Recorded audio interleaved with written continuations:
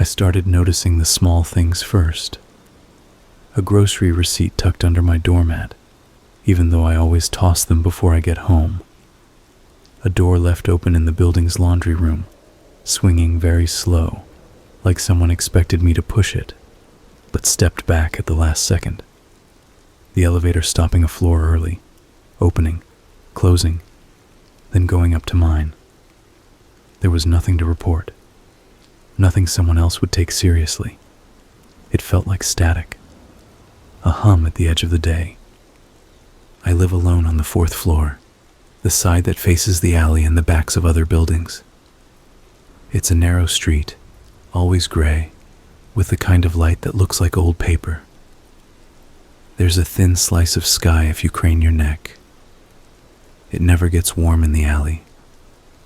It smells like wet cardboard and old leaves no matter the month. I've been here long enough to know the sounds my place makes. The radiator ticks when it starts. The upstairs couple fights once a week. Pipes knock. The hallway gets quiet after people get home from work. Then there's the burst of noise when every phone in the building chirps with a delivery notification. If someone sneezes 2 floors down, it travels. You get used to that level of privacy. It forces you to make peace with being a little exposed. You try not to think about it. You keep your head down. You pretend you're one blurred face among many. I kept telling myself that. Then the new mailboxes were installed in the lobby. The old ones had dense and wide slots.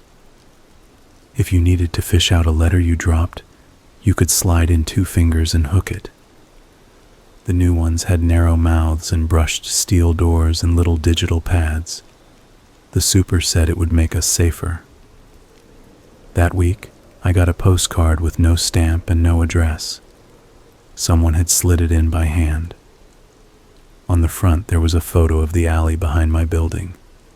Same trash bins, same cracked asphalt, same pipe that leaks a thin line down the wall after it rains. The photo was taken from my angle, from my window. The curtain in the corner of the frame was mine. On the back there was a printed line. Your plant needs water.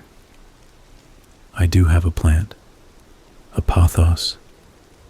It hangs by the window because it's the only place that gets any light. The note was right. The plant had gone limp. I watered it and watched the soil drink the stream and felt stupid. There was no law against weird jokes. I told myself it was a neighbor. Maybe the kid who lived on 2 with the skateboard and the chipped front tooth. The one who practices tricks in the lobby when he thinks no one's watching. Maybe he found my window funny. Maybe it wasn't even my window. The buildings all look the same from far away. That's one of the things that calms me at night. How everything blends. A week later, another postcard. A photo of the laundry room. My blue mesh bag was in the shot, lying open on the floor. A shirt sleeve hung out, a crooked line. On the back, you sort whites and colors wrong. I stood in the lobby with the card in my hand until someone behind me said, "Excuse me," and pressed past. I smelled cigarette smoke and winter coat wool and felt the floor lurch under my feet the way it does when the elevator moves. I looked up at the small camera near the hallway door, the building's security camera, and wondered if it saw whoever delivered these. I thought about asking the super to check the footage. Then I pictured him shrugging, saying it's not a police matter, saying the camera had glare, saying it only records when the motion sensor trips, and maybe the person was careful. I pictured myself trying to explain why this unsettled me, and feeling the words evaporate in my mouth. I put the card in my pocket. I started locking the deadbolt every time I came in, even if I was just dropping off a bag and going back out. I pushed the bolt twice to be sure. Once for the click, once for the feel. I checked the chain even though it's flimsy and would pop if someone leaned hard. I looked behind the shower curtain before brushing my teeth and again before bed. I felt stupid for doing it, but I did it anyway. Each small thing made the next small thing easier. My job is at a company that makes the kind of software that's hard to explain to people who don't use it. Most of my time is at a desk, listening to my own keyboard and the hum of the office vents. I'm good at the parts that need concentration. When you stare at code all day, your brain starts building long, quiet tunnels that you can walk through even when you're surrounded by noise. Usually it helps me. That week, those tunnels carried the postcards with them, the lines of the photos, the little printed fonts. I thought about how someone printed them, or maybe had a label maker, the kind that spits out perfect black lines that stick straight. I tried to picture the face of the person choosing those words. Your plant needs water. You sort whites and colors wrong. The tone wasn't threatening. It was flat, observant in a way I didn't like, close enough to be obvious, far enough to be hard to grab. I didn't tell anyone at work. I told myself that saying it would make it real, or it would make me hear it through someone else's ears, and maybe then I would understand how stupid it sounded. I felt like the kind of person who reads warnings into other people's jokes, the kind of person who makes problems worse by naming them. I know I'm not that person, but you don't have to be something to fear turning into it. I started keeping the blinds angled down.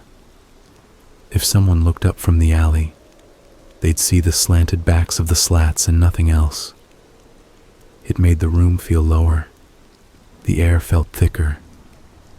I told myself it was cozy. I bought a heavy curtain and hung it over the blinds. It smelled like dye and plastic when I opened the package. When I pulled it across the window, the room became a box. I tried to sleep with it closed, but woke in the middle of the night with the sensation that my mouth was covered. I kicked free of my blanket and pulled the curtain back a few inches. Air moved again. It was probably in my head. The brain does that. It finds pictures that match feelings. Another postcard. This time it was a photo of my hallway, the stretch outside my door, the runner rug with the faded stripe, my door with the scratch near the knob from the old tenant who locked himself out and tried a coat hanger. The photo was from knee height, angled up. On the back, you keep a key under the gum tin. Don't. I do keep a key there. On the little table by the door, I have a dented mint tin where I drop screws and paper clips, and the key sits under them. I keep it there because I'm forgetful, and I know the day will come when I lock myself out. Every time I put the key back, I tell myself anyone can guess that hiding spot. But I leave it because convenience is stronger than paranoia, until something pushes it. I took the key out and put it on my ring. I stood in my doorway and looked both ways down the hall, like I expected someone to step out. The building was quiet. The elevator doors were closed and blank. It was the kind of silence that made your ears ring, where you hear your own pulse and think it's footsteps. I locked the door behind me. The clack was louder than usual. That night, a scratching sound woke me. Not a wall mouse, not pipes. It was the sound of a pencil on paper. Slow. At my door. I knew it was at my door because the sound seemed to come through the crack around it, like the wood was a thin drum and the pencil dragged across it. I lay in bed and told myself it was upstairs or outside or anything else. But the sound stayed. Scratch. Pause. Scratch. I waited for it to stop so I could call it nothing. It didn't stop. I sat up and felt the mattress pull at me like it wanted me to lie down again.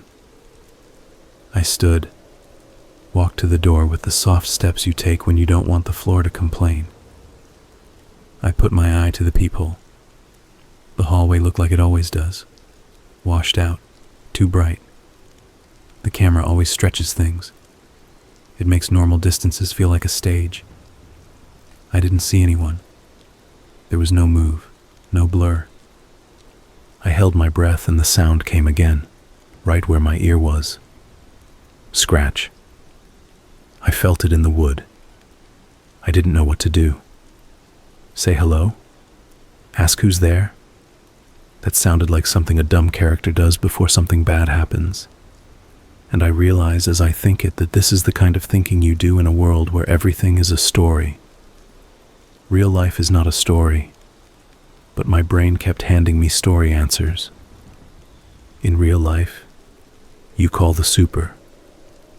You call the police. You do nothing and it's fine. My phone was on the table by the couch. The charger light glowed like a small eye. I pulled the chain on the door and opened it as far as the chain allowed.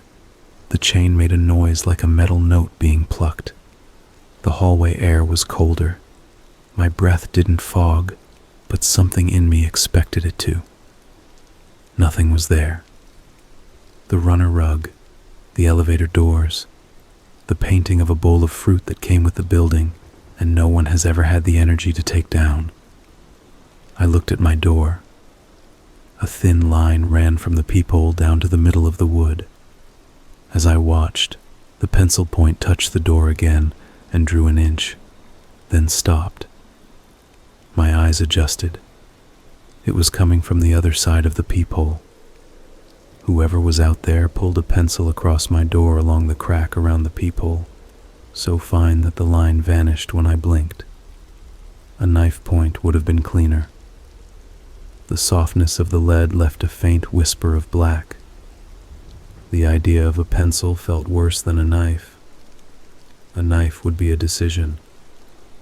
A pencil felt like someone doing a little hobby.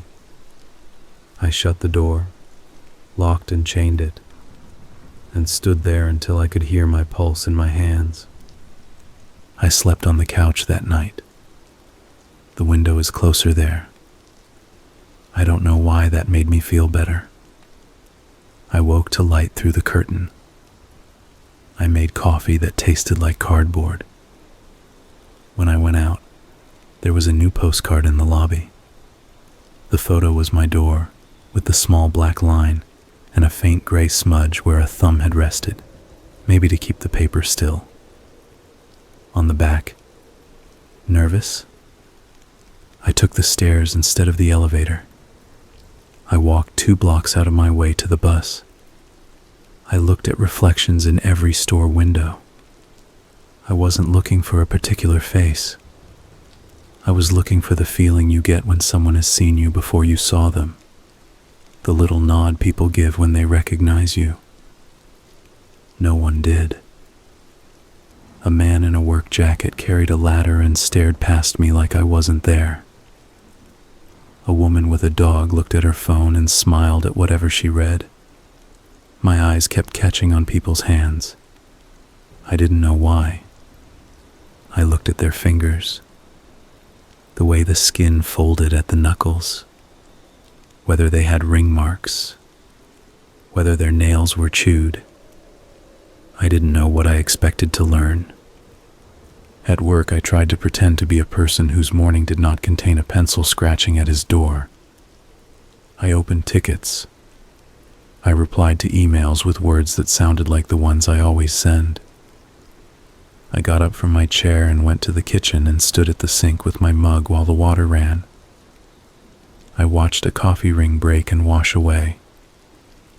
In the glass of the cabinet, my face looked flat and tired.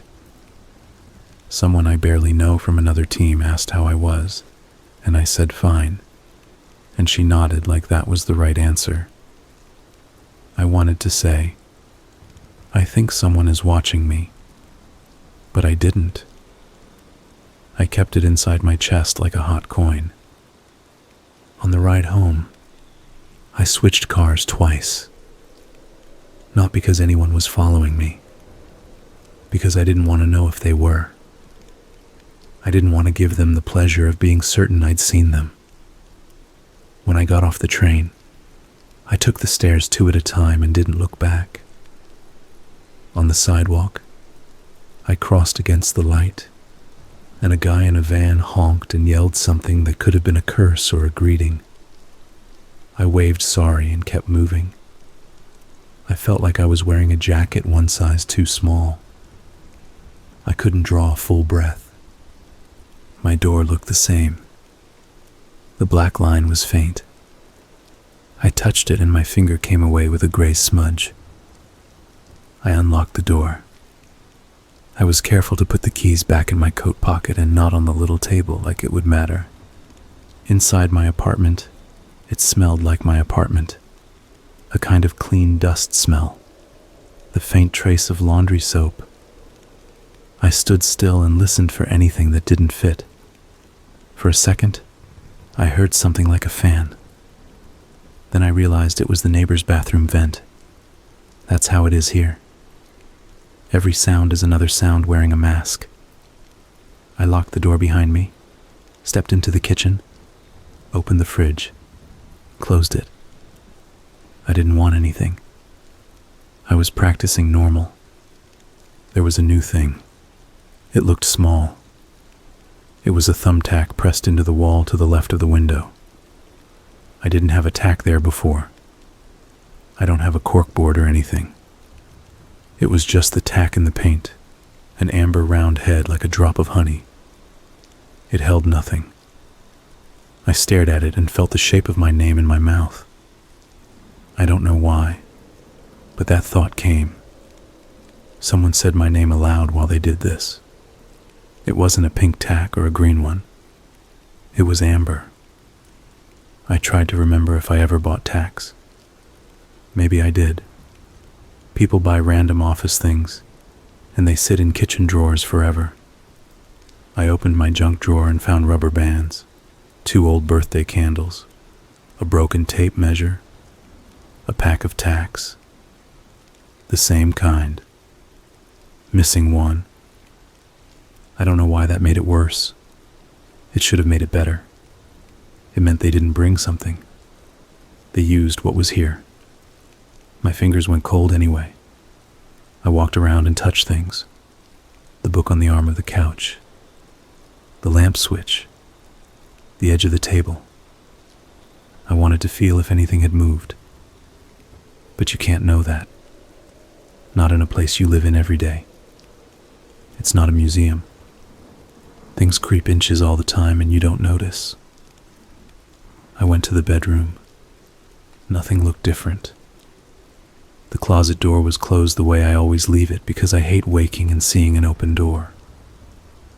The bed was unmade. The little glass of water by the alarm clock had a ring of dust on top. If someone had drunk from it, the dust would ripple. It looked still. I don't know what else I thought I'd find. A shoe print. A hair. I sat on the edge of the bed and tried to think of the right order of actions. Call the police and say what? That a thumbtack is in my wall? That someone is picky about my laundry methods? That I heard a pencil? A pencil is the kind of thing even I would laugh at if someone else told me. But it wasn't the things. It was the feeling.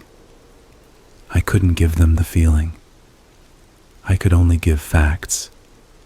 And the facts made me sound like someone who should go outside and touch grass. I went to the window and looked down. The alley was its normal self. A man in a red knit hat dragged a bag and the bottom scraped, and left a dark trail that would evaporate by morning. There were 2 pigeons bouncing like they were arguing. The sky was a pale film. In the window opposite mine, the one across the alley, I saw a reflection of my building. My own window was a square inside their glass. In it, a shadow moved. I froze and told myself it was me. The delay can do that. You move, then see yourself move. I lifted my hand. The shape lifted its hand. We were the same. The phone rang. Not the door buzzer. My actual phone. The screen showed a number with no name. I let it go to voicemail. A minute later, the message icon appeared. I played it on speaker and set it on the table. A recording of soft static and then a click, like someone putting a hand over the microphone and lifting it. You could imagine breath in there if you wanted. You could imagine a lot of things. That's the problem with blank spaces. Your brain rushes to fill them, and you don't know whether to trust the stuff it pours in. I pressed the thumbtack. It went in easier than I expected. The paint gave and the tack sank a little deeper. I took it back out and kept it in my palm. It was warm from the wall. I stood with it in the kitchen and stared at nothing. Then I put it back exactly where it had been. I don't know why I did that. I think I wanted to preserve the scene. If I changed it, I would never stop changing things. I would never stop moving objects and checking them, and I'd wear grooves into my own mind. That night I slept like you sleep in a waiting room. Short, thin naps that end in the same chair. Every sound I heard turned into the same sensation, and I was too tired to name it. I woke with the line of the thumbtack on my mind. A small round. A pressure point. I checked my arms for marks. I don't know why I did that either. I wondered if I was making myself ill. The next postcard had a picture of me. Not a clear one. Shot from below in the stairwell, probably through the railing. You could see my shoes and the hem of my coat. The back said, "Left foot heavier than right." I took it to work and laid it on my desk and looked at it until the edges curled a little from the heat of my laptop. The phrase kept repeating in my head. Left foot heavier than right. I tried to walk and feel the difference. Did I limp? Did I favor one side? I couldn't tell. I felt watched even when I was alone. That's how it gets you. You don't need the watcher to be there anymore. You put them everywhere yourself. At lunch, I went outside and stood in the small park where the smokers go. The trees there always look like they were planted as placeholders. People stared at their phones and made small circles of ash with their shoes. I looked around and tried to meet eyes. No one met mine. It should have been a relief. It wasn't. When I got home that night, there was a package at my door. No label. Wrapped in plain brown paper like it was doing a bad impression of a movie package. My name wasn't on it. I brought it in and set it on the table and stood above it like it was an animal that could startle. The paper didn't rustle. I unwrapped it. Inside, a small metal box, the kind that holds recipes or index cards. Green paint chipped at the edges. A hinged lid with a latch. No lock. Inside the lid, someone had glued a thin mirror, the cheap kind that warps at the corners. I opened the box. Inside were a pair of earbuds, wound neatly, like a gift, and a small stack of index cards. The top card said, "Put them in." I didn't move for a long time. The earbuds sat there like white seeds. When I finally touched them, I did it with 2 fingers. They were clean. I tried to picture the worst case, the kind you use to stop yourself. There was no powder, no smell, no little needle hidden in the rubber. I didn't put them in right away. I stared at the mirror in the lid instead. It showed my face from a little below, which is never a kind angle. I looked tired. My eyes looked like I'd borrowed them from someone older. In the corner of the mirror was a black dot like a pinhole. My body jumped.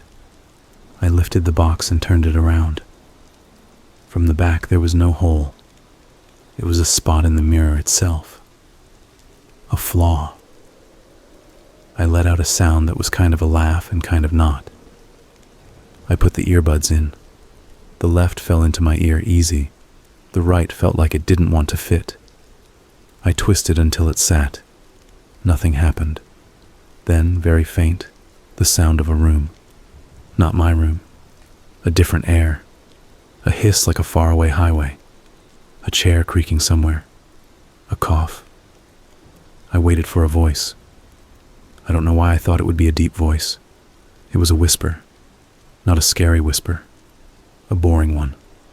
Like a man in a library telling you where to find something. He said, "Walk to the window." I didn't move. The voice gave me that space like it had expected I wouldn't. Then again, "Walk to the window." I took them out.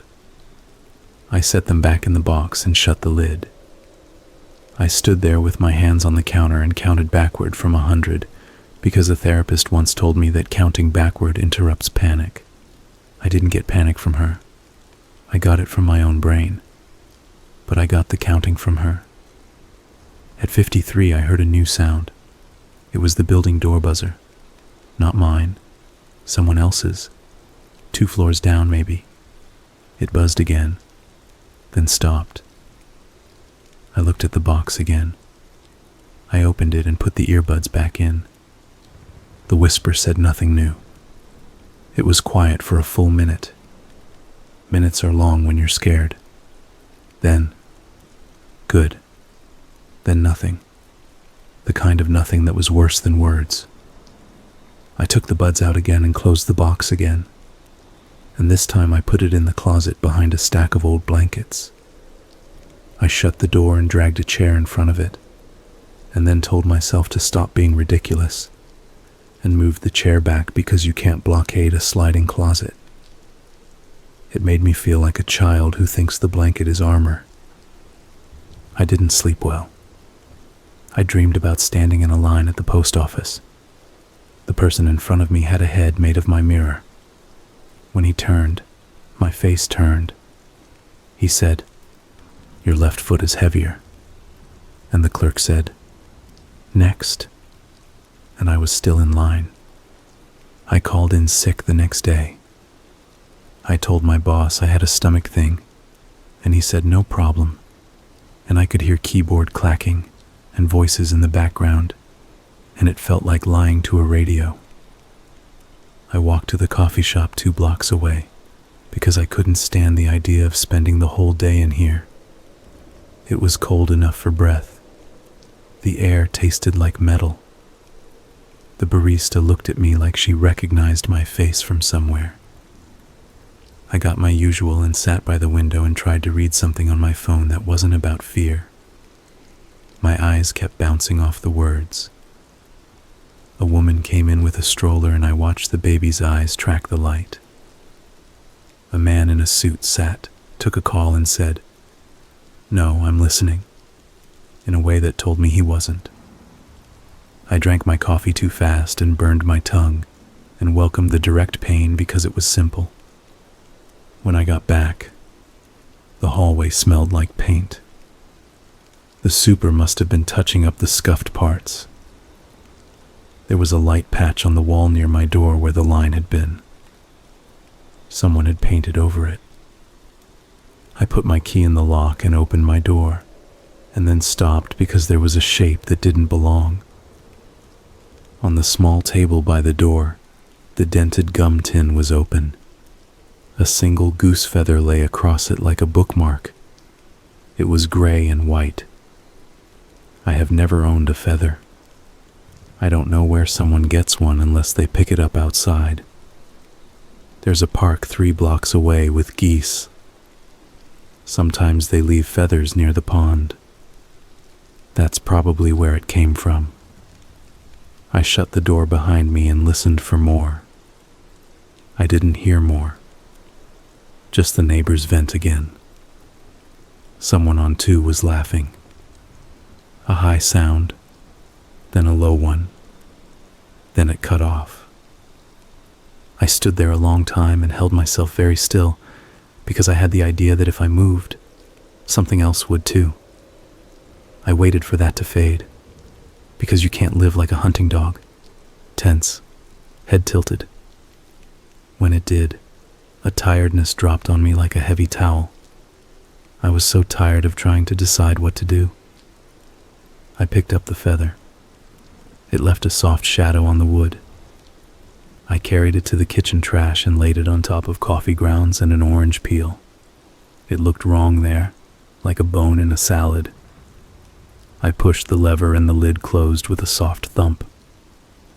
I called my sister because she is the person I call when I need a voice that knows what I sound like when I'm not like this. I told her I had a weird week. She asked what kind of weird, and I said, like someone is messing with me. And she went quiet in a way that said she was choosing between 15 different responses. Then she said, "Do you want me to come over?" She lives 40 minutes away and has 2 kids. And the way she asked told me she would really do it. That she would shove her life into an hourglass to make space for me. I said no, because I thought that if I agreed, I would be the person who needs their sister because of a feather and a thumbtack. I told her it was probably nothing, and I'd call later with a funny story about how I overreacted. She said, "Okay, but call me anyway." And I knew she was making a note in her mind to check on me if I didn't.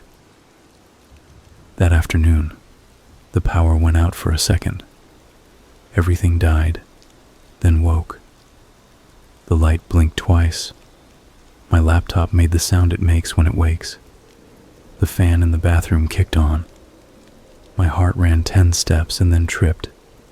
Power flickers are normal in this building. The super says the grid is old. That's why the hallway lights are too bright. Cheap LEDs. But the timing made my head taste like pennies. I walked to the window and pulled the curtain a little. I don't know why I thought I would catch someone out there with their hand on a switch.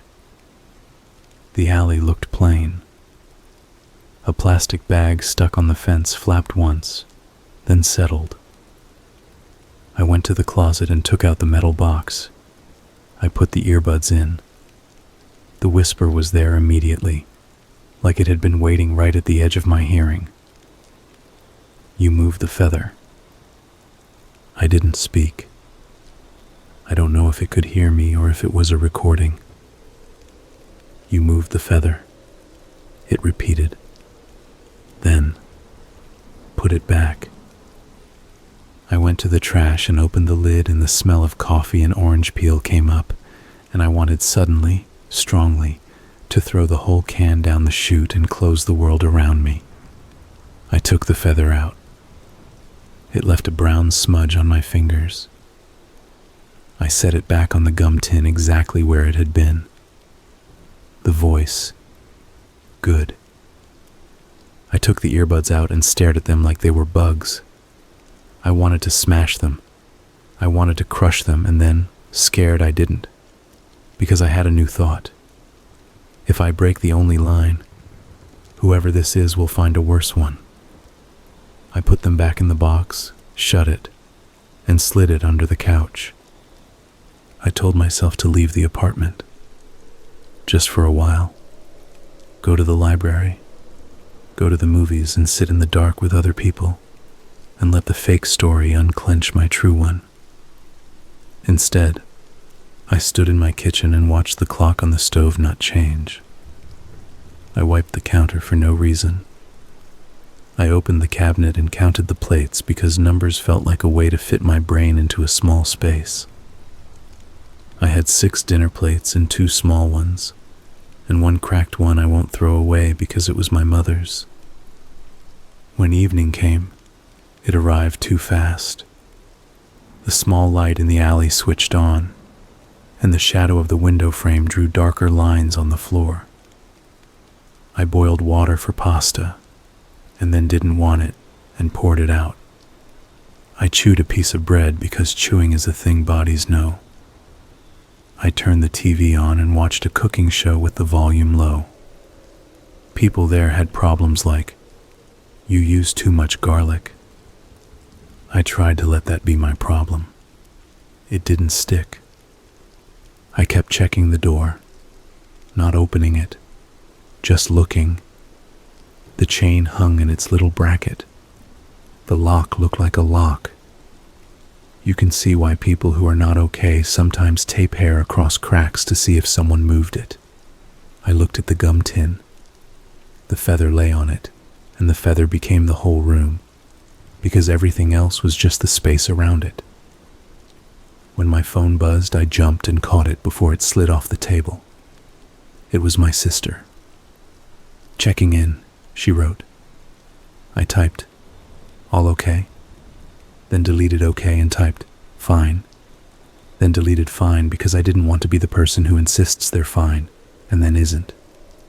I typed, "Weird week, but I'm eating and going to bed early because feeding myself and sleeping are things she wants to hear." She sent a heart. I put my phone face down.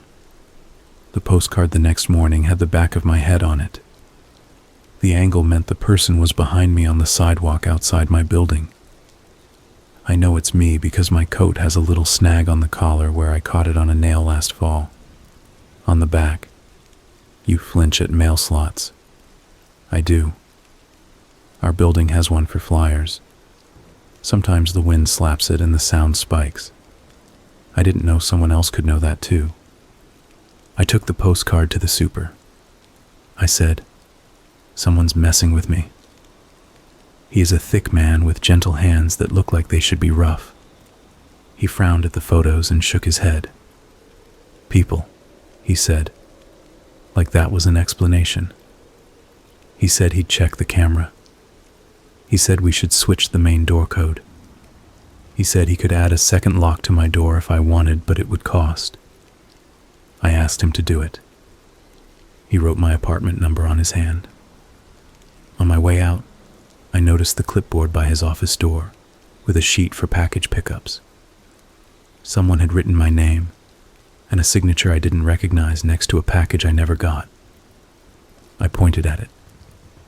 He looked, scratched his head. "I must have messed up the line," he said. His pen had a chewed cap. I wanted to take it and put it in the trash for him. That night a sound woke me. Not the pencil this time. A soft scrape from the kitchen. I lay there and didn't move for a full minute. I counted to 60 and my brain skipped 11 like it always does when I'm scared.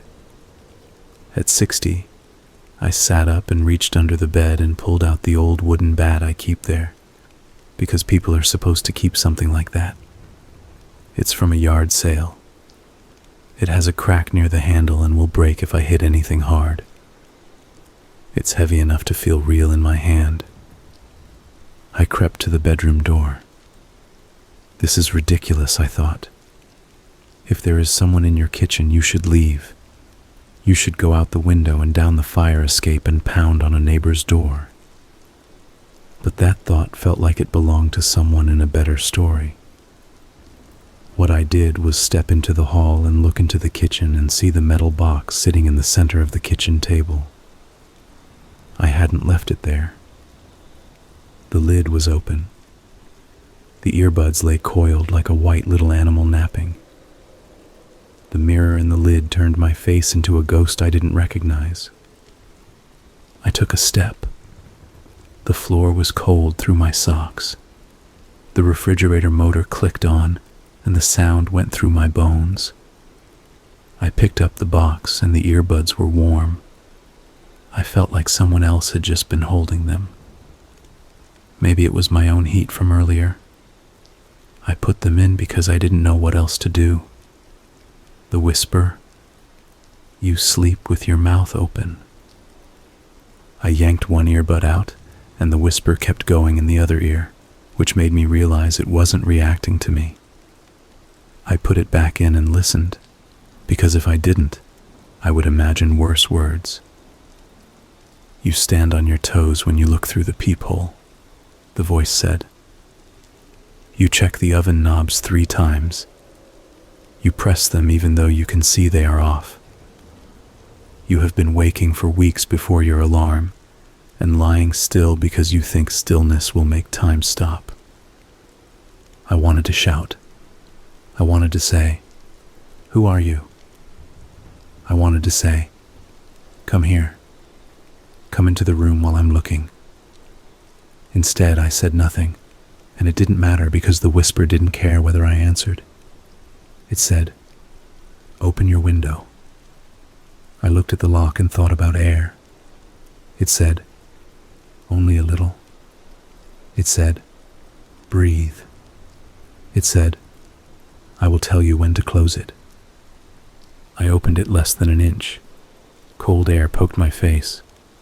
I stood there until the voice said, "Enough," and I slid it down and latched it. Then it said, "Look at the thumbtack." I turned and looked. It was there, gleaming dully. "Move it 2 inches to the right." I did. "Good," it said, like you say to a dog who sits on command. My face felt hot. "Now 2 inches to the left," it said, and I did, and the voice said, "Good," again, and something inside me said I would smash the box open and tear out whatever makes this sound and feed it into the disposal. And then another part of me said, "Don't do that, because you'll be alone with your own head again, and that is worse." I slept for an hour and dreamed a stairwell with no landings, just a single spiral that never gets closer to anything. I woke with my heart hurting in my chest, like a hand gripping, not squeezing to kill, just to remind me it had one. The super came the next afternoon with the second lock and installed it while I stood there pretending to read an email. He whistled through his teeth. He said, "You should get a camera." I said, "Does that help?" He said, "Help some people." He handed me 2 keys on a ring and said, "Don't put one under the mat," and laughed like we were having a normal kind of talk. When he left, I locked both locks and stood with my forehead against the door like it could cool me. I ordered a small camera online. It arrived 2 days later in a box filled with air pillows that popped like knuckles. I set it up on the shelf across from the door. I pointed it at the entry and made sure the app on my phone saw it.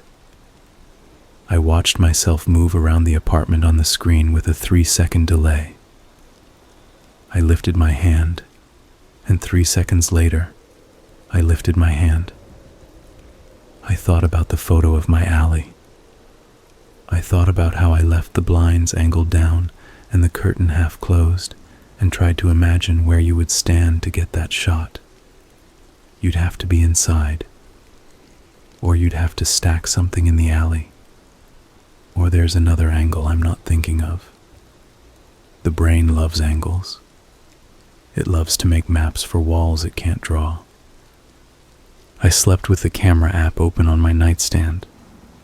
It glowed, and the glow made a square on the ceiling, and I watched that square grow dim as the app timed out, and then I tapped the screen and it came back.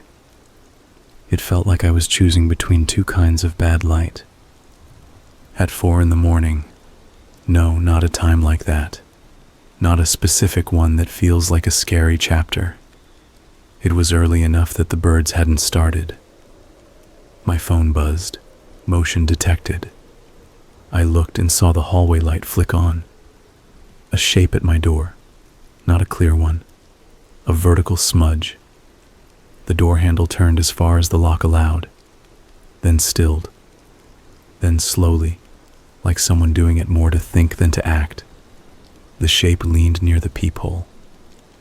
I could see the faint whites where eyes would be, the kind of shape a cheap infrared sees, nothing that would help a cop. The shape stayed like that long enough for my eyes to water. Then it leaned back and left. The hallway light turned off.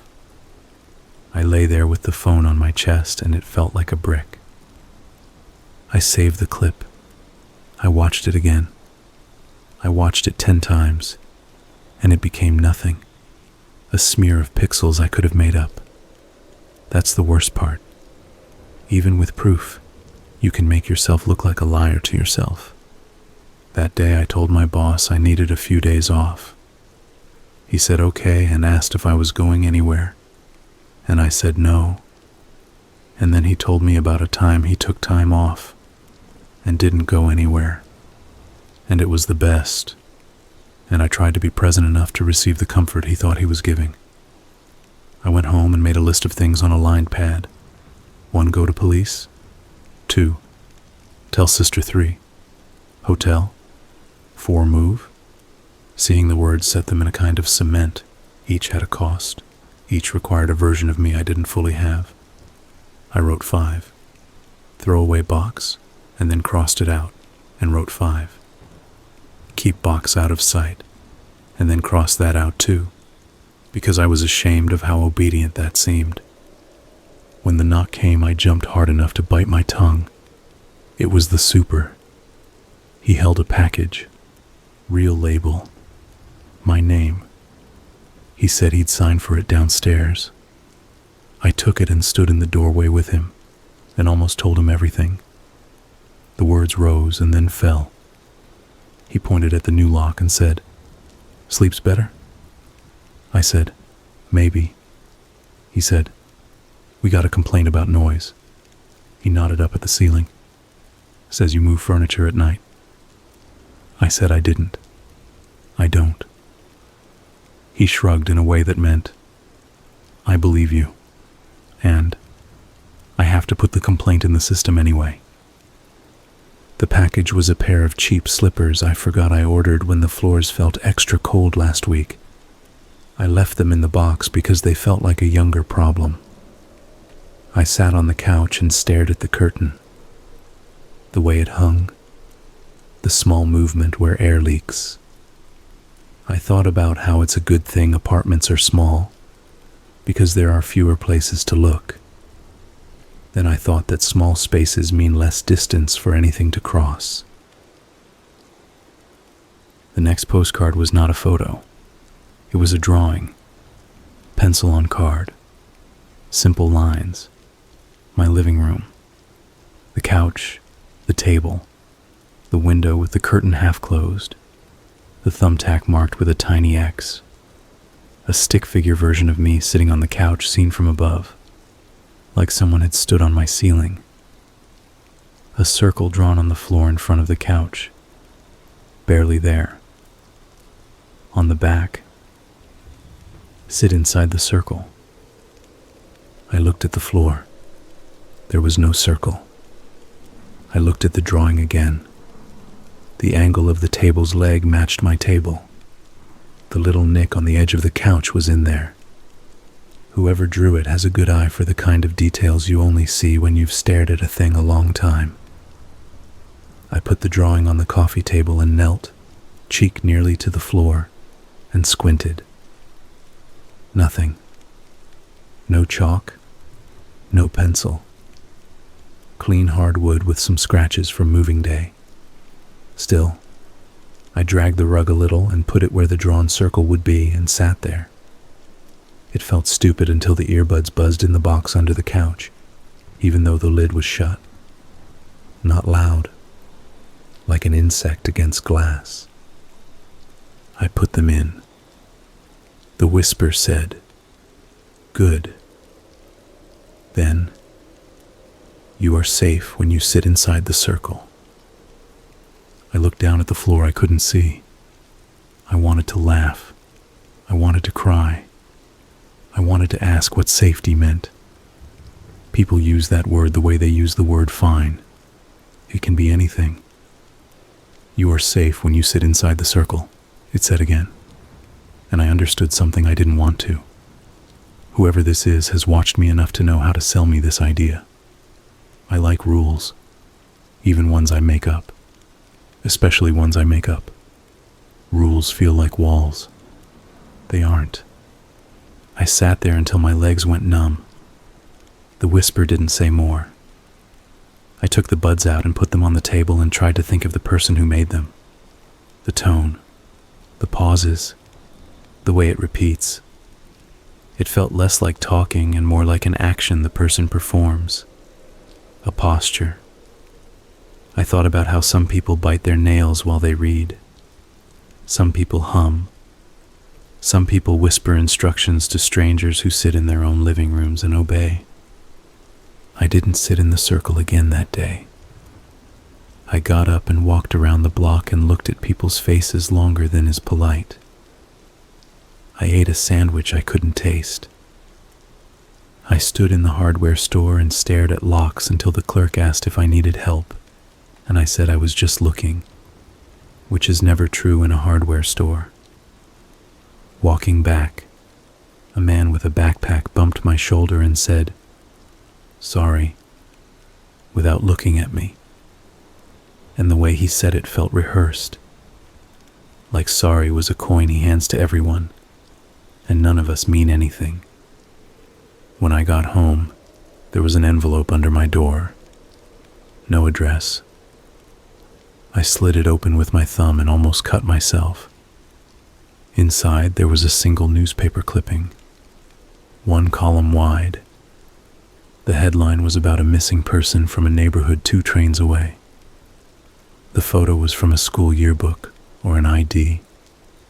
The print date was 3 months ago. The article said the person left a bar and didn't make it home. It listed the last places he was seen.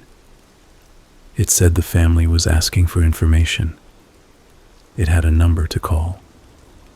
Someone had circled that number once, lightly, as if just testing whether the pen worked. On the back of the article, in handwriting that was neat and plain, there was a sentence. "You walked past this poster twice." I had, weeks ago. It was taped near the bus stop. I had not looked at it long. I don't look at the missing posters because they make a hole open in the day that doesn't close for hours. I felt like whoever wrote this wanted to scold me for that. To tell me I'm the kind of person who only sees what he wants to. Or to tell me that they see what I don't, and that I should be grateful. Maybe both. I called the number.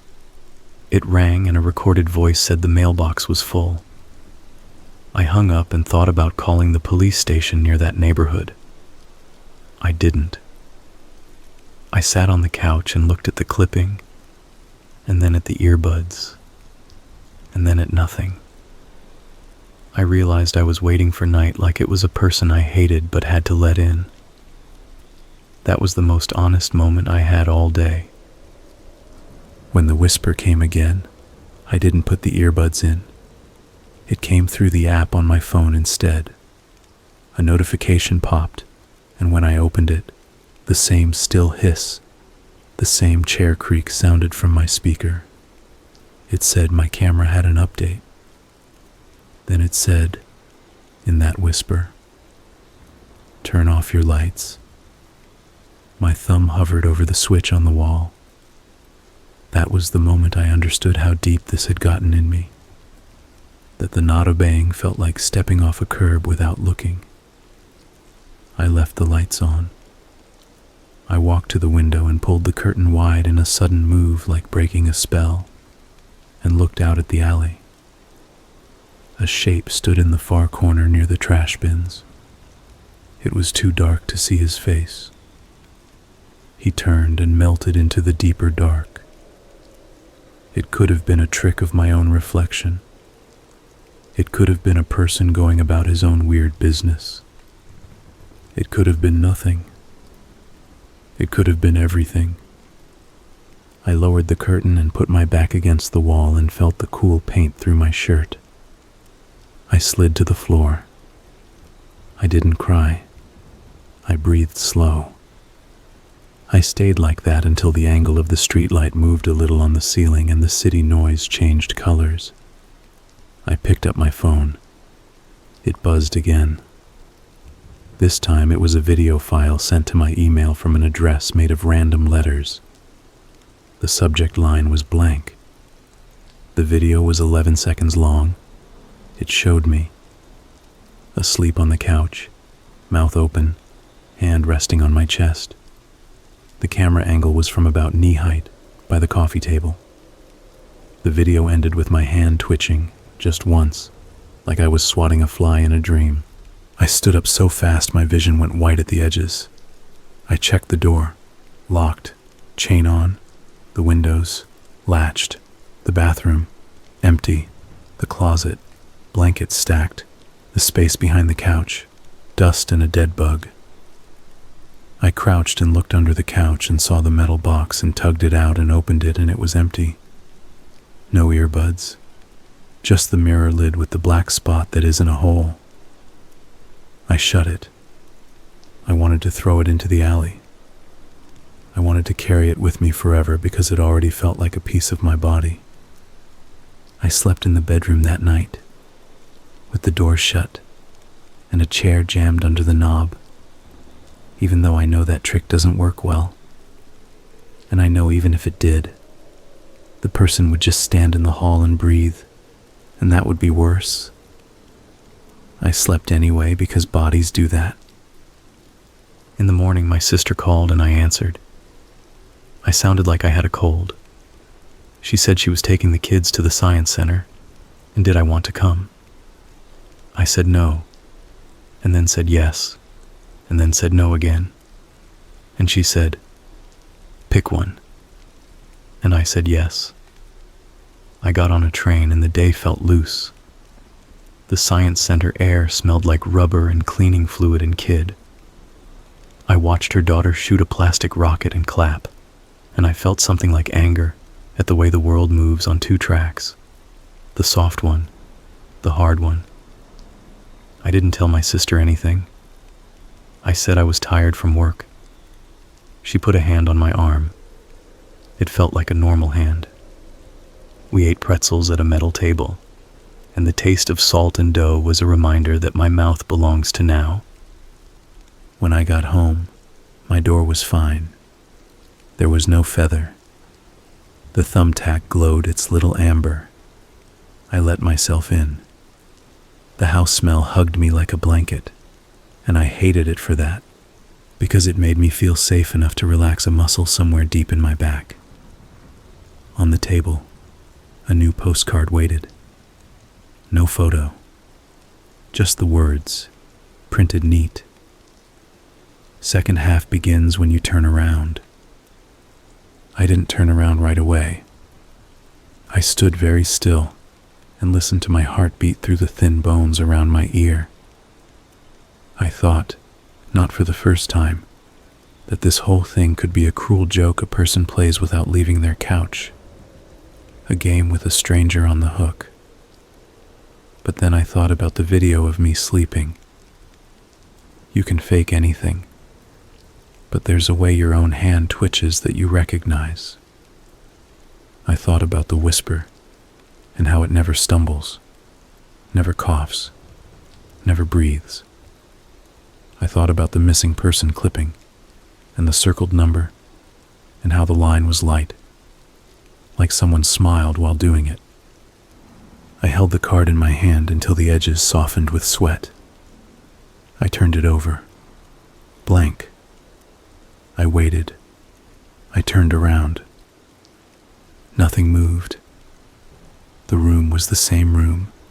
The couch, the table, the curtain, the thumbtack in the wall, the feather on the gum tin, all of it exactly where it had been 5 seconds earlier. But seeing it after reading those words changed the way my eyes touched the objects. Each thing felt like a trap that needed me to take a step before it sprung. I stood there a long time, breathing shallow through my nose like the air might have claws in it if I took too much. Then I saw it. Not a person. A little red dot high in the corner, above the curtain rod, tucked in the shadow where two walls meet. I had never noticed it because in daylight it was nothing. Now, with the light on and the room plain, it was a tiny glow, too steady to be a reflection. I took 2 slow steps, then dragged a chair over and climbed. The dot came from a pinhole in a small black square stuck to the wall with adhesive. No brand. No sticker. Just a cheap camera meant to look like a smudge. The kind sold in the sort of online listings that pretend not to know what they're for. I didn't rip it down. I thought about it. My hand even rose. Then the part of me that had been trained by the postcards in the box told me to hold still. I got off the chair. I moved it back like nothing had happened. My phone buzzed. A new video had arrived in my email. No subject. When I opened it, it showed me on the chair, reaching toward the dot. It ended just before my fingers would have touched it. The send time was the same minute. Whoever sent it didn't need delay. I took my jacket and my keys and left. I locked both locks and waited a second in the hall to hear if anyone else moved. The way you listen for water in the pipes when a neighbor flushes. I didn't hear anything. I took the stairs. On the second floor landing, a roach scuttled, and I almost stepped on it because it was the first sign of life, and I didn't want to be alone with it. Outside, the air slapped my face with cold, and the normal city noise felt like a safe blanket. I walked without aim. I told myself to go someplace busy, a diner, a store, a place with staff and witnesses. I got as far as the corner. Then the phone buzzed again. It was a photo of my sister's building, the front door, the bike rack with the broken wheel everyone jokes about. The timestamp was from 5 minutes earlier. I turned around and went back upstairs. It wasn't courage. It was the quickest way I could think of to keep my sister out of this. I hated the logic. It was the logic the whisper wanted. Inside, I sat on the floor with my back to the door. My hands wouldn't stop shaking. I had the urge to speak out loud to the room like a person talks to a dog making a mess. "Okay," I said. My voice sounded wrong in my own ears. "Okay. What do you want?" My phone didn't buzz. The metal box under the couch clicked. Not loud. A metal-on-metal tick. I slid it out. The earbuds were back inside, coiled neat. A new stack of cards replaced the old ones. The top card said, "Pack a bag. 1 change of clothes. No phone charger. Leave your laptop. Put the plant on the floor by the window. Take the box with you." I thought about not doing it.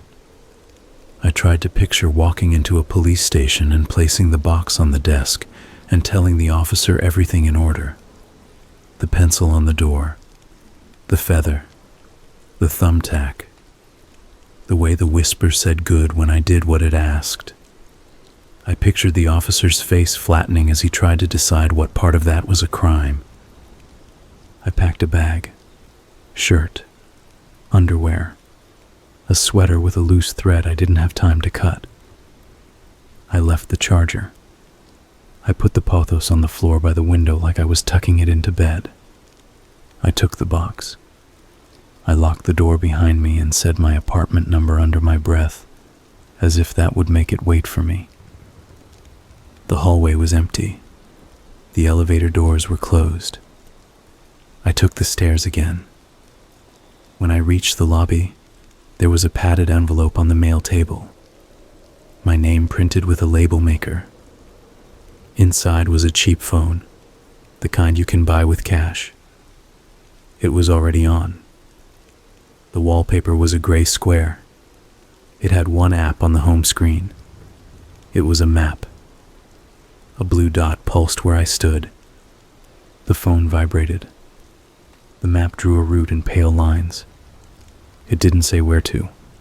It just showed the path. It said to walk. Not in words. In blue. I followed the line through streets I knew and streets I didn't. The map did not try to be cute. It did not change voices or give tips. It drew a path and I stayed on it because the photo of my sister's building sat behind my eyes like a thumb pressed to glass. It led me to a bus stop. I waited. When the bus came, I got on and sat near the back and kept the box on my lap and the bag at my feet. The driver looked at me in the mirror and then looked away. Outside, the city smudged past. People got on, got off, carried groceries, carried instruments, carried their own quiet problems. I looked at every face and made myself stop, because I was reading threats where there were none. The map phone buzzed when I needed to get off. I did. It led me under the train tracks where the beams are green with old paint, and the air smells like rust and rain and spilled beer. It turned me left at a shuttered storefront that had last sold wigs. It took me to the kind of storage facility that is always new on the outside and old in the hallways. The sign promised climate control. The clerk behind the glass looked tired in a way that had nothing to do with sleep. The map didn't tell me to talk to him. It drew a line to the side door that was supposed to be closed to customers, but wasn't latched. I went in. The hallway hummed with the sound of 1,000 small machines doing a small job. The floor was painted concrete. The walls were the same color as teeth. I passed rows of roll-up doors with numbers like 1037, 1039, 1041. The map's blue dot led me to a unit with a padlock that swung open when I touched it. I slid the door up. It rattled too loud. The air inside was colder. I stepped in and pulled the door down behind me. It was not a great idea to let it close. I did it anyway. The sound rang. The unit was bigger than I expected. Someone had set it up to look like a room. Not my room. A room from a model home in a catalog. A couch. A coffee table. A single lamp in the corner. The power was on. The lamp glowed. The couch had indentations like someone had just stood up. On the coffee table, a gum tin with a feather laid across it. On the wall, a single thumbtack with an amber head. The air smelled like dust and cardboard, and something sweet that covered something worse. At the far end, a door that wasn't a door stood leaning against the wall, the kind builders use to fake a doorway in a showroom. On the floor, a circle, not chalk, not paint. A circle made by scratching the concrete with something sharp, going around and around until the gray turned white. The line was a finger width. A chair sat inside it. A metal chair, the kind you can wipe clean in one swipe. I didn't sit. I set the box on the table. I stood there with my hands at my sides, like I used to stand in school when I didn't know the answer and didn't want the teacher to call on me. The new phone vibrated. Not a map this time. A message with no sender. Put the earbuds in. I opened the box. They were warm again. I put them in. The whisper was close. Closer than it had ever been, like the mouth was only inches from the mic. Look to your left, it said. On the left wall there were photos, not in frames, clipped to a wire with little black clamps, row after row. Faces, doors, windows, a hand turning a knob, the corner of a bathroom mirror, postcards tacked with needles. In the middle of the wall, a photo of me in my hallway, with my head bent listening at the door. Next to it, another person in another hallway with the same posture. The dates on the edges of those two photos were 10 months apart. The whisper said, "You are not the first." I kept my eyes on the photos because looking straight ahead meant looking at the chair in the circle. The photos of the others were like mine. Postcards under doormats, feathers on tables, thumbtacks in walls, the same handwriting, The same neat font labels. A shot from a stairwell. A blurry sleeping mouth. In 3 of the shots, the subject was looking up at a small red dot in a corner. I felt the room tip. I widened my stance so I wouldn't actually fall. The whisper kept going with the same calm it always had. "They think the second half is a chase," it said. "They always do. They give me names while they imagine my face. They choose something sharp in their thoughts because it makes them feel safer to picture claws. I'm not that. I am patient. I make rules before I make harms. Rules teach the body to follow." I turned around. On the opposite wall, a shelf held rows of small metal boxes like mine. Some had labels under them with dates. 4 of the boxes were empty spaces. The labels still sat there. Under one was the name from the newspaper clipping. My mouth went dry. "I don't do chaos," the whisper said. "I do method." It paused. "I know what hurts. I know what fear a person will give themselves for free if you set the table right. You saw the circle and sat without being told, didn't you?" I hadn't. That was the only small thing I had. "No," I said out loud. It felt like shouting in church. "You will," the whisper said, the same as when it tells me to move the thumbtack 2 inches left. "Put your bag down by the lamp." I didn't. My hands wanted to. They twitched toward the strap. "What happens if I don't?" I asked. There was a sound like a thumb rubbing the mic. "Your sister takes her kids to the science center on weekends around opening," the whisper said, conversational, like we were neighbors. "Your boss leaves his office door unlocked when he goes to the kitchen. The clerk at your store keeps the spare key under the cash drawer foam." I put the bag down. "Good," the whisper said. I looked at the chair. I smelled the sweetness trying to hide the other smell. Bleach. Under it, something old. "You kill them," I said. The words sounded simple. Saying them made a flat thing in my chest open and show me it's dark. The whisper answered like I had asked where the restroom was. "No one dies quick," it said. "Quick doesn't teach. People tell themselves they can imagine pain. Then it happens, and it is 1,000 pieces. I take away a piece at a time. I leave pieces behind to look at. I learn what the body can be taught if it is forced to do homework." I thought I would throw up. I didn't. The air was too cold for that. I made my eyes find details. The gum tin dent. The way the feather's quill had a crack from being pressed by a fingertip. The thumbtack head was not the same amber as mine. It was a little darker, as if it had lived a harder life. The small things kept me from being only fear.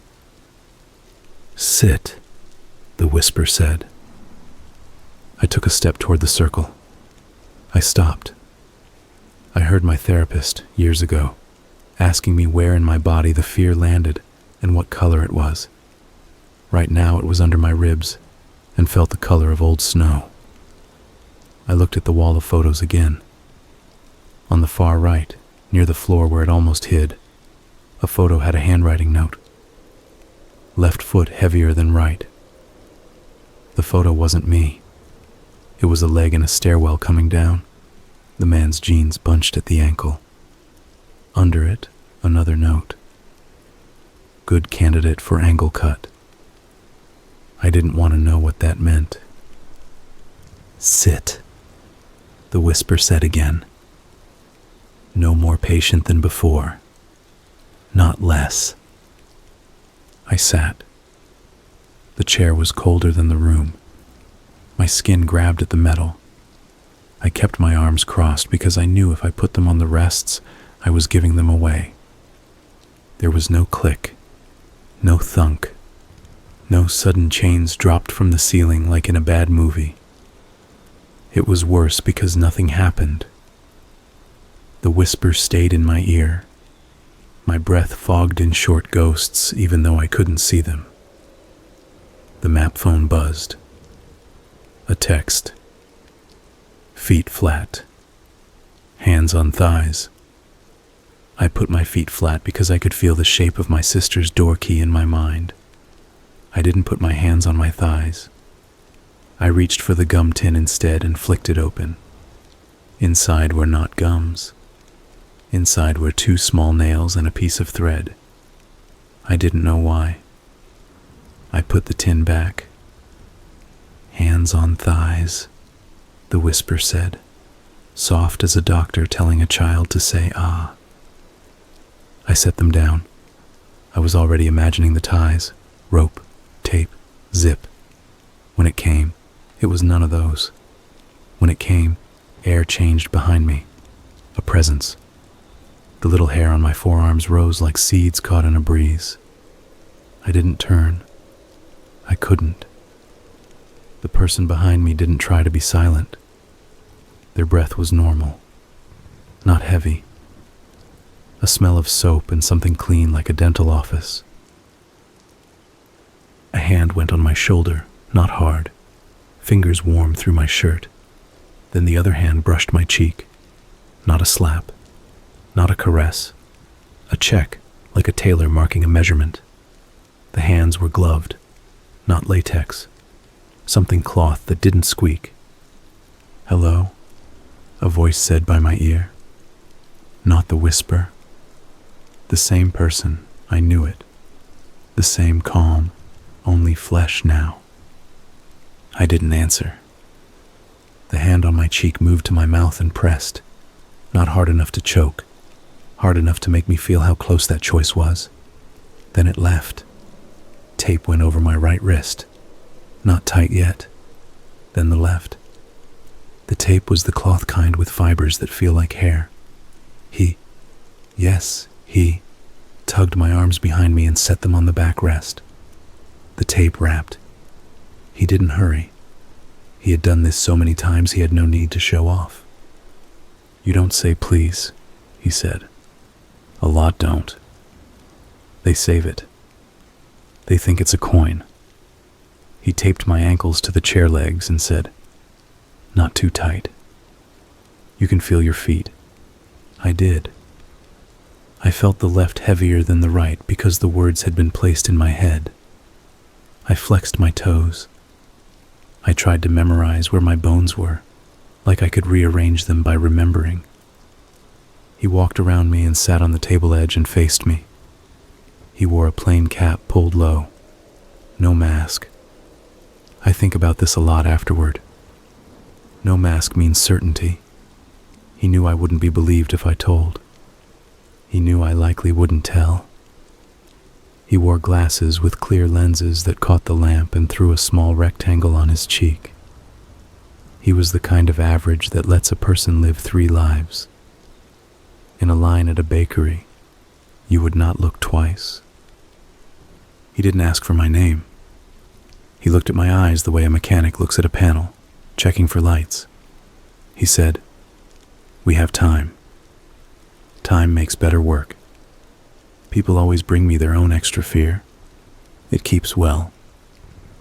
I said nothing because I was not going to fill the air for him. He smiled a little like I had answered a question anyway. He stood.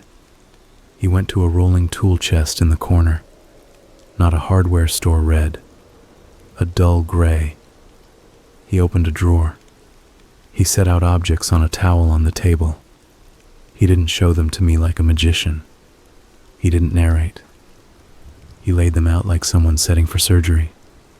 Some I recognized, some I didn't. All clean, none of them wet. No gore. That would be a different genre. He was neat. "This is the part where you think about saying it was you," he said, like we were reading a script he had used before. "It will be easier if I think you deserve it. You'll offer me little sins, A time you left a friend alone at a party. A job you got because someone liked your face. The woman you didn't call back. The joke you laughed at that hurt someone. You will try to tell me who you are, so I will measure. I don't do moral weight. I do other weight. He tapped his own knee. Foot heavier. Hands that shake. Mouths that open in sleep. He picked up a small marker. He knelt and drew 3 short lines on my left shoe, over the toe, like a tailor. He did the same on the right. I learned the foot thing from him, he said, tipping his head toward the wall with the labeled photo. He sounded like a man pointing to a plaque at a museum. Angle cut. Good lesson. He picked up my hand and pressed his thumb into the web between thumb and finger. He watched my face while he counted quietly, to 7, then let go. Heat shot up my arm like I'd held a very hot cup. Then it spread. He nodded, pleased with the data. Do you want water? He asked. It was so normal a question it felt like a trick. I nodded. He lifted a bottle and set a straw to my mouth. I took 2 sips. The water had a metallic taste from the straw. He set the bottle down and aligned it with the edge of the table the way some people do without knowing. I know what you think I am, he said. I'm not that word. I'm a person with a plan who prefers to be alone with the work. The word makes you think a mask and a name. I am not a mask or a name. You're nothing, I said. It came out hoarse, saying it was a mistake. It felt good anyway. He didn't take it as an insult. He nodded like I had finally arrived at the right noun. Better than most, he said. Nothing is efficient. He picked up a thin tool I will not describe, and he touched it to the chair, not to me, as if he were warming it up. The sound it made on metal was soft. I felt a wave roll through my body the way you feel a wave watching one hit the shore, even if you're not standing in it. I closed my eyes. I opened them. He said, "No closing," and tapped my eyelid with a fingertip until it stayed. "I want you to understand something," he said. "The postcards are not jokes. They are measurements. I am making a map of you. Most of you live without a map. You call that freedom. It isn't. It is wandering in lights that hurt your eyes. I make a map, and then I walk you on it. It feels like being watched because you are finally being seen." He said this like a man explaining a hobby at a meetup. It was terrible because of how reasonable he thought he sounded. He leaned closer. "Do you understand?" he asked. "I understand you talk too much," I said. This time he smiled in a way that reached his eyes. "Noted," he said. His hands kept their slow-moving rhythm. He checked the tape. He touched the back of my neck with the back of his fingers. Calm. Calm. He could be a nurse at a clinic that gives bad news kindly. Then the work started. I won't give you details that make this a manual. I will say this. It was not theatrical. It did not need to be. People always imagine screams. Sometimes there are none because the body is busy doing other jobs. There was pain, and not the big movie kind that arrives like a firework. The slow kind that stays, the kind with a clock in it. He did it in intervals. He watched. He waited. He adjusted. He didn't ask me to beg. He gave instructions like the whisper did. Breathe here. Count to 12. Swallow. The chair was still. The room was an engine. Time changed shape. At some point, there is no point on a clock for this, he stepped away. He took off his cap and ran his hand over his hair, which was shorter than I expected, then put the cap back on exactly the way it had been. He opened the gum tin and took out one of the nails and used it to scratch a small mark on the wall, low, by my knee. A tally, not a victory mark. A ledger entry. "I should tell you about the circle," he said, conversational again. "It is a trick that is not a trick. It is not magic. It's an old teacher trick. You give a rule that keeps a child in a smaller space than the one they feared. They will love you for the rule because it gives the fear edges. You sat inside yours until your legs went numb, didn't you? You will want that circle later. You will ask me for it. People always do." I didn't answer. I was busy not failing. The room had sounds I had not noticed when I entered. Pipes, a compressor in the next unit, a faint rhythm like a heartbeat that was not mine. My mind strapped itself to those like they were ropes across a gap. He took an index card from his pocket. He wrote something on it with a neat block hand and clipped it to the wire with the others. He didn't let me see what he wrote. The gesture was more important than the words. It said, "You are now part of the system." I can tell you the moment the map he made got a hole. It wasn't a heroic act. It was a small thing that happened because he liked plans too much. He untaped my right arm to reposition it. He kept my left tied. He turned away to reach for the cloth tape. 3 steps to the tool chest, 1 step back. I could measure his rhythm now. He trusted the rhythm. He liked it. I flexed my right hand to feel blood return. I touched my thigh under my jeans, sticky from sweat.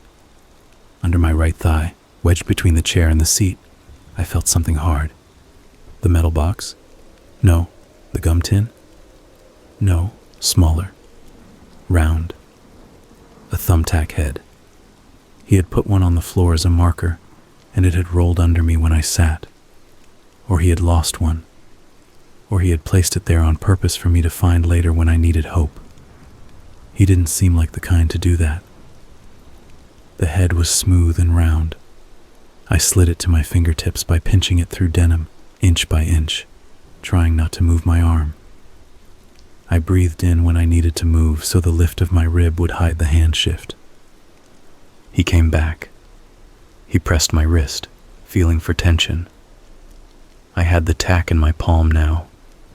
The point pressed my skin. He taped the wrist to the chair back again.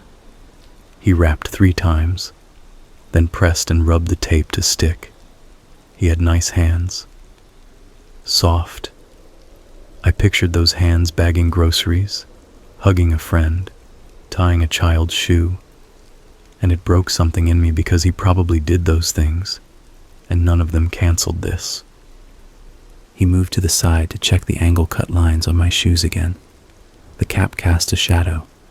He said, "We have hours," like he was reassuring me, then paused and laughed once, quietly, like he heard how that sounded.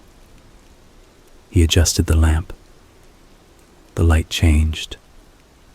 My shadow moved on the floor. It touched the scratched circle. The tack made a small bump in my taped hand. If I kept it in the palm, it would be nothing. If I could flip it between 2 fingers, I might make something. I pressed the tack head into the tape to seat it, then tried to slide the tape a millimeter back and forth until I felt the point rise under the edge. The tape was cloth. It had little gaps. I worked the tack under with tiny twitches. He didn't notice.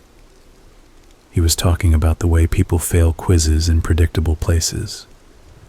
He liked to talk. I got the point loose. The tape held my wrist. The tack sat between my index finger and middle finger. I pinched it. It wasn't sharp like a knife. Sharp enough.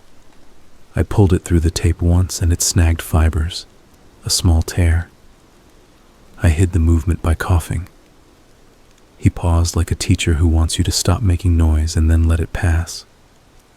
I coughed again, softer, and the tack cut another hair of tape.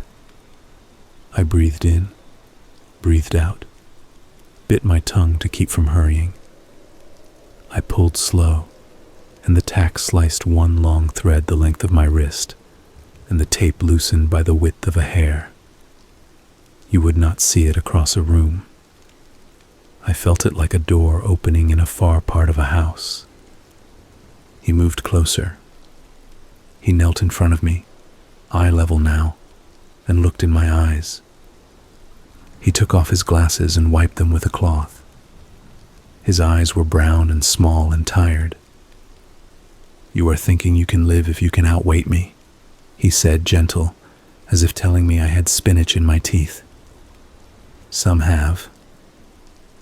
A few. It makes me better when they do." He put his glasses back on. He pressed his thumb into that web between my thumb and finger again, and counted to 7 again. My hand sang with pain. I let my eyes water because eyes water. He watched the way a person watches winter light. He stood. He turned. He took 2 steps. I rolled my wrist, pinching the tack as tight as I could, and cut. The tape tore another fine line. The tack's point bit my skin. I didn't yelp. I didn't have a noise for that. I cut again, slowly, thread by thread. My hand moved 1/2 centimeter in its loop, enough to slide 2 fingers free, enough to pinch the tape and peel. It made a fuzzy ripping noise, small. He didn't turn. He was talking to the wall now, to the boxes, to the system. He said, "I should label you with a number you'll hate," and laughed quietly like he'd made a private joke. My right hand came free. It felt like a bird that had been under a net. I didn't move it more than I needed. I kept it behind the chair and under the line of his sight. I slid the tack into my left hand's tape. I thought of the circle. I thought of the way he told me rules to train me to want a rule. I thought of the stupid feather. May its soft nothingness be the last soft thing in his life, I thought, and surprised myself. He bent to reach for something. His shoulder pointed toward me. The moment wasn't big. It was a hole like the tack had made in the tape. I took it. I stood fast enough to tip the chair. The legs scraped. The sound was not loud down in the humming room, but to me it was a horn. I shoved the chair backward with my hip and it hit him in the shins. He went off balance. Not far. Enough. I ran into him chest to chest and we both hit the table and one tool skittered to the concrete. He grabbed for me and got my shirt and it tore and I twisted and my left hand tore free with skin still stuck to the tape and I didn't scream because screaming would use air I needed. We fell. He hit first with a grunt. His cap rolled. His glasses slid. The lamp tipped. The room went weird dim with one corner too bright. I ran for the roll-up door and pulled it, and it came up a foot and jammed on something. Maybe the cord, maybe nothing, maybe the world didn't want me out. I got my hands under and lifted and screamed from somewhere low because this was a time for that. And it moved and I ducked, and the metal door scraped the back of my neck, and I was in the hallway. And I ran. I ran wrong because my feet were taped to the chair legs. The tape was still around my ankles. It hurt. It made my gait a mess. I crashed into a wall and left a smear that could be blood later. I ran. The hallway was an echo chamber. I heard him behind me. Not fast, not slow. The kind of pace someone uses when they know a maze better than you. I hit the corner, and the blue map in my pocket buzzed, and I didn't look, and I ran toward the front. My bag at the lamp, the box on the table. Everything I owned there, and none of it mattered. Footsteps behind me counted off. Left heavier than right. I ran harder with the right. I tripped. I caught myself on a shoulder against the metal door of Unit 1048, and my arm flamed and the tape on my left wrist ripped a little more. The exit door at the end looked like every exit door. Chipped paint. Panic bar. I pushed and it didn't open because it needed the motion sensor to kick, and it lagged like motion sensors do. I hit it again, and my shoulder popped, and the sensor woke, and the bar gave, and the cold outside smacked me, and the concrete outside was slick with that city film of oil and water, and I slid and caught the rail, and went down the ramp to the street and turned and ran with nothing like grace. There was no one on the sidewalk. The street beyond had cars, but far. The kind of not quite night where everyone is inside making dinner. I ran toward noise because noise meant people. A woman pulling a suitcase turned and took a step back like she thought I was going to hurt her, and I said, "Help." But it came out broken. She reached for her phone. A door opened across the street, and a man with a dog looked out, and then closed it because the dog didn't like my shape. I ran into the street and a car honked and I didn't stop, and the driver screamed something and the wind took the words away. I looked back once. He stood in the storage doorway. He didn't run. He watched. He had his cap on again, his glasses on again. He put his hands in his pockets and cocked his head like he was looking at a painting. Then he stepped back into the dark. I ran until my legs had no language. I stopped by a deli that smelled like onions and frying, and called the police on the map phone because I didn't want to use mine. The operator asked me to repeat the address 3 times, and each time I said it, the reality of saying it felt thinner. People in the deli looked at me and then looked down. The clerk asked if I needed bandages because my wrists looked like I had tried to hug barbed wire. I said yes and thank you. And I ran when I heard sirens. Not because the sirens were for me, but because my body had decided that was the only thing it knew how to do. I didn't go home. I went to my sister's. I buzzed and she opened and held my face in her hands like she was trying to make the features line up. I told her almost everything. Not the worst minute. Enough. Her kids watched cartoons in the next room with the volume up too loud, and it felt like being inside a bath that was too hot. But you stay because getting out is worse. She wanted to call our mother and I said no. She wanted to take me to a hospital, and I said later. The police called back. They said they went to the storage place. They said they didn't find anyone in the unit. They said no one named me rented it. The clerk didn't remember me. The hallway cameras captured a rolling door closing and opening and nothing else. This last part might be true. The cameras are not for catching anything. They are for making the owner's insurance happy.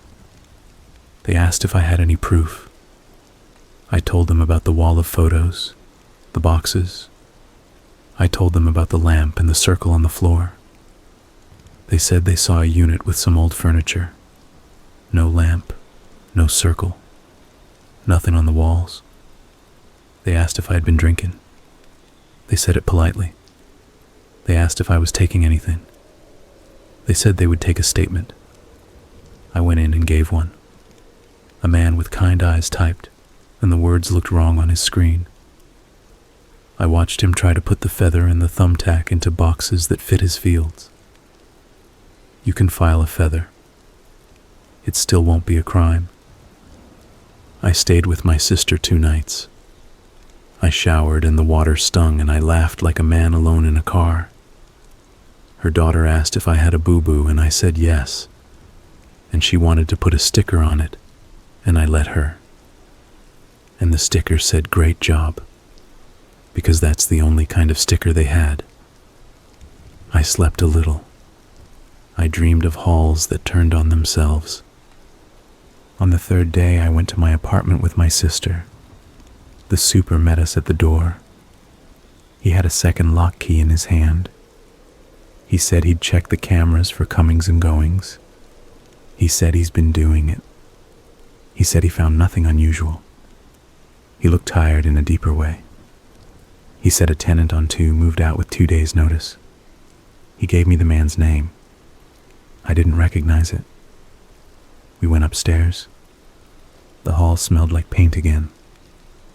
The pencil line on my door had been painted over a second time. Inside, my plant sat on the floor by the window like I had left it. The curtain was a hand width open. The gum tin on the table had the feather on it. The thumbtack glowed amber in the light. Everything neat. Too neat. My camera on the shelf had a dead battery. The little red dot in the corner was gone like it had been peeled and taken. In the kitchen, the metal box sat where I had left it before I left for the storage unit. My bag was on the couch because that's where I dropped it when I ran. Don't ask me how both can be true. Both were. On the doormat, a package waited. Plain paper. My sister told me not to. I opened it. Inside was my cap, not mine. His. The same plain cap. It had a note tucked in the band. "You did not sit in the circle when I told you," it said. "You like to think that's why you are still talking. Maybe. Or maybe you are still talking because I have better work for you. Some work lasts longer when it is not finished right away. We'll do homework apart for a while." Under the note, in a small plastic sleeve, a memory card. I didn't put it in my laptop. It wasn't about proof anymore. Proof had already been turned to mist once. My sister took the card from me and slid it into her pocket and said, "We'll give this to someone who knows what to do." And I nodded, because nodding is a way to postpone what you can't swallow. We changed the locks again. We added a third one that isn't even practical. I taped the peephole from the inside. I bought a new camera and pointed it at the old camera. I stopped receiving postcards. 2 weeks passed. I learned how to be a person who goes to work with sleeves down. My boss asked if I was better, and I said I was. And he told me about a 3-day headache he had last year. And I accepted this gift of normal talk. The news reported a fire at a different storage facility across town. 2 units burned. No one hurt. The footage showed a line of roll-up doors with black smoke marks above them like eyebrows. The camera angle was from knee height. It looked like mine. I turned the TV off and sat in the quiet. My phone vibrated on the table. A number I didn't know. I let it ring. I let it go to voicemail. The message was static and a click, and then a voice that was not a whisper. Not his speaking voice. A woman's voice this time. Flat. Like reading a recipe. "Check your mail," she said. "Only if you are home." I looked at the door and I waited. I waited long enough to tell myself I wasn't going to. I opened it.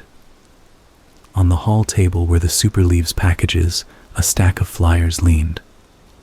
On top, a newspaper clipping from another neighborhood. Another missing person. Circled number. On the back, printed neat. "You walked past this poster 3 times. I called the number. It rang, and then a recorded voice asked for information. I held the phone to my ear and said nothing because my mouth didn't know what to give it. I hung up. I wrote the date on the clipping and pinned it to my fridge with a magnet shaped like a lemon. I started noticing other small things in other places. A thumbtack head in a stairwell of a building that wasn't mine.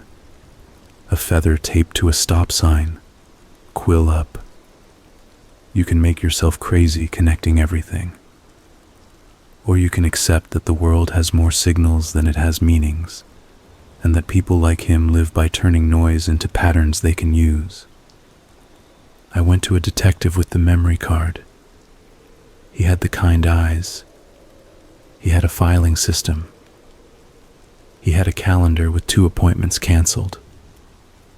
He watched 3 clips and said we couldn't be sure what we were looking at.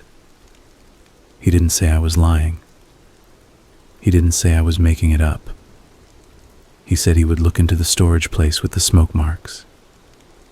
He asked me not to tell anyone the details of what I told him, because people get ideas. I said I wouldn't. I didn't. I bought a second plant because I could not let the pothos be alone at night. I watered them both. I gave them stupid names and said them out loud. I moved the thumbtack to the right 2 inches, then back to the left, then to the right again. Because if someone watched, I wanted them to see me moving things, just because I could. It wasn't a victory. It felt like stretching a sore muscle. Some nights the earbuds buzz in the box, even though I have not put them on in weeks. I leave the lid closed. I sit on the couch and listen to my own apartment make its building noises. I do not sit in any circle I can't see. I place my feet where I like. Some nights I wake and think I see someone's shape in the dark corner where the red dot used to be. Then the curtain moves, and it's just the curtain.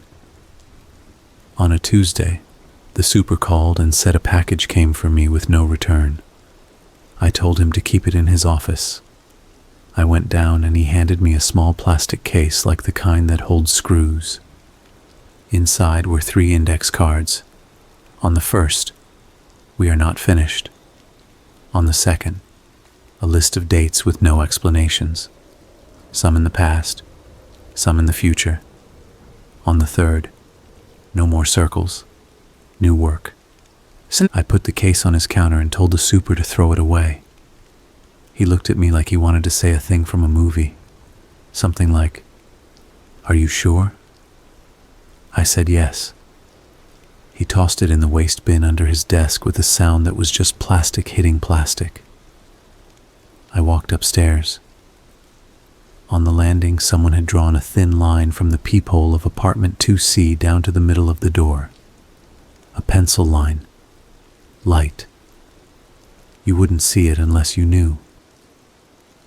I knocked on 2C. A woman with a baby opened. She wore a sweater with a stain on the shoulder where the baby drooled.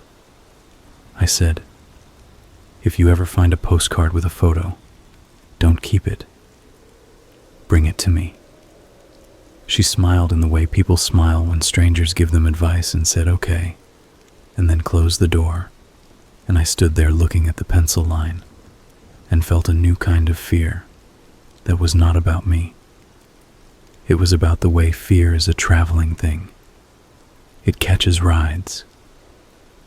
I told my sister I was thinking about moving. She said, "Do you want help?" I said yes. We looked at listings. I walked into places with agents who wore shoes that made no sound and said words like cozy and solid bones. I checked corners for red dots. I checked the peephole for faint gray streaks. The apartments were all boxes where a person could live and be seen. That's all any of them are. I haven't moved yet. I don't know if moving changes a map someone else drew. Maybe it only redraws it. I put the gum tin in a drawer and the feather in the trash, and then, because I couldn't stand knowing it was in the chute with coffee grounds, I took it out and burned it in a metal bowl on the stove, and the smell was sharp and bad, and I opened the window and let cold in. A week after I burned the feather, a postcard slid under my door in the middle of the afternoon. No photo. 4 words. I saw the smoke. I flipped it. Blank. I turned it back. I stared until the grain of the card rose under my eyes. I laughed in a way that hurt my ribs, and I heard my own voice, and it sounded closer to me than it had in months. I put the card on the table. I wrote on it with a thick black marker. So did I. I propped it up against the metal box like it was a small sign in a store. That night I dreamed of a circle drawn on the ocean. The wind wiped it away and it came back, and it was never the same circle. I woke just before dawn to the radiator ticking, and a pigeon saying its dumb pigeon word, and a quiet in my head that wasn't peace exactly, but wasn't only noise. I drank water. I stood at the window. I looked down at the alley. The trash bins slept. The man in the red hat who drags bags wasn't there. The sky had that paper color. The plants made their plant breathing. I listened for the pencil scratching and didn't hear it. I listened for the whisper and didn't hear it. And because I know how that sounds like a neat bow, and I hate neat bows now, I'll say it plain. He is still out there. Men like him don't stop because I ran. They stop when their map closes on them, or when time trips them, or when a person braver than me pins the right corner of the right card to the right wall at the right moment, with enough people watching that the clerk at the storage place remembers. But he is not the only one watching. I watch now too. I watch the way doors get new lines and the way feathers show up where feathers don't belong, and I knock on those doors. I watch the hall cameras. I watch the faces of the men who hold the elevator for me and the ones who don't. I watch without letting it turn me into the thing he wanted me to be, which is only a watcher. Some days I do okay. Some days I stand inside a circle of sunlight on the floor. Not chalk. Not a rule. Just light. And I hold still there on purpose, because I chose it. This morning there was a postcard with a photo of my alley. Same bins. Same pipe that leaks after rain. Same slice of sky. On the back, your plant needs water. I watered it. I wiped the few drops that spilled on the floor. I didn't open the metal box. I didn't throw it away. It sits where I can see it. A small, ugly thing that taught me how much of myself I will spend to make a quiet room stay quiet. You want me to tell you what he looks like so you can catch him on your street. I want to. I don't have a face that will help you. If I did, it would be the face of a man who could stand next to you while you check your mailbox, and you would tell yourself a story that made him smaller than your day. I can give you this instead. If small things begin to feel like instructions you didn't agree to, pay attention. If you find a rule that calms you more than it should, ask who wrote it. If a voice tells you that being seen is the same as being known, remember that it isn't. The last index card in the box says, "We will finish." I turned it over and wrote, "Only if I help." I put it back on the stack and closed the lid. The black spot in the mirror still looks like a hole. It isn't. I know that now. I know lots of things I didn't ask to know. I know how a thumbtack feels under tape. I know the exact sound of cloth tearing when the tear is hope. I know that when I look through the peephole now, I don't stand on my toes. I stand flat. I don't want to give him that little true thing. I started noticing the small things again. The elevator stops one floor early sometimes. The laundry room door swings slow. The hallway gets the same quiet after dinner. It's all still there. Some of it is just a building being a building. Some of it is a person somewhere drawing lines around me to see if I'll step inside. I do, when I want to. I don't, when I don't. If he is out there, he hates that answer. Good. I keep the second lock. I keep an overnight bag in the closet where I can reach it in the dark. I keep a number for a detective with kind eyes in my phone. I keep an eye on the second floor peephole for pencil lines, and I knock on that door once a week with a pretext that will sound dumb to both of us until the day it doesn't. I keep my sister's spare key on me, and I keep my voice ready for her, the one that sounds like me before all this. Sometimes I hear something that could be a pencil. When I do, I put my ear to the wood and I listen. Not because I like the sound, because naming it out loud once to myself in the empty room steals a tooth from it. Pencil, I say, or pipe, or if it is silence, silence. Then I step back, breathe through my nose, and keep moving from one small thing to the next.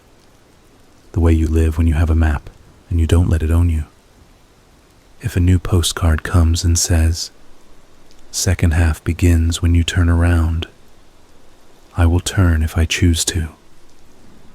I will not give him the part of me that needs to believe there is only one way to face a door. I have learned that being watched and being taught are not the same, and being hurt and being made into an instrument are not the same either. He makes instruments.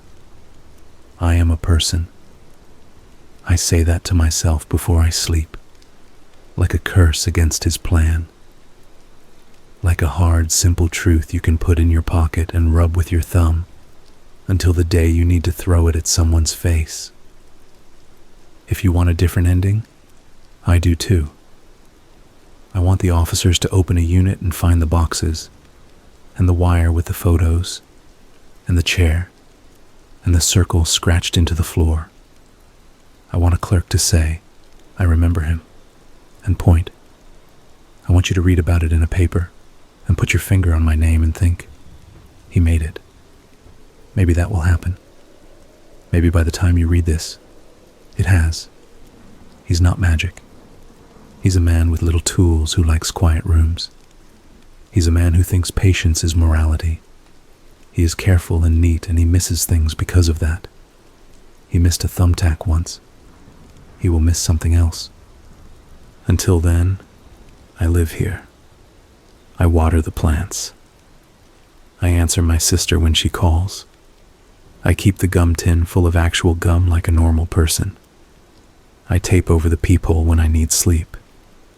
I buy the kind of tape that tears easy with my teeth because I know the difference now, and that knowledge calms me in a way that isn't a circle. Some nights I fall asleep on the couch with the TV humming, and I don't wake to any video of my jaw hanging. Some nights I do, and I delete it without watching. And if I ever hear that pencil again, the real one, that tiny, steady, patient scratching at my door, I will stand on the other side, and I will put my palm to the wood, and I will say nothing. He will draw his soft line. He will take his photo. He will put it on his wall. He will think he knows me. He doesn't.